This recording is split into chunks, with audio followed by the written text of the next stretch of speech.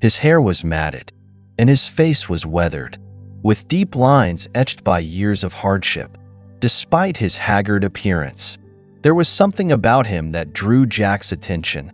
Perhaps it was the faint glimmer of hope in his weary eyes. At the man's feet was a small cardboard sign, scrawled with trembling hands, "I'm hungry. Please help." Beside the sign sat an empty tin cup, dusted with snow, its silence speaking volumes about the kindness the man had, or hadn't, received that day. Jack stood there for a moment, his small gloved hands gripping the dollar bill in his pocket. He glanced at the sign again, then back at the man, whose eyes had now met his. The man didn't speak. He didn't have to. Jack could see the exhaustion and quiet desperation in his gaze, a look that tugged at something deep inside the boy's heart.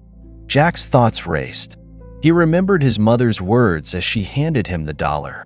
He knew how much they needed that bread, how much his little sister would look forward to having something warm to eat. But he also couldn't shake the image of the man before him, alone and vulnerable in the freezing cold. The decision weighed heavily on Jack's mind as he continued to stare at the man, feeling the weight of his small act of kindness, or the lack of it, looming larger than ever. Jack trudged slowly along the snow-covered street, his boots crunching against the icy ground.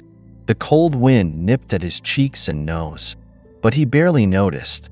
His small hand gripped tightly onto the family's only dollar bill, the crumpled note slightly damp from the sweat of his palm.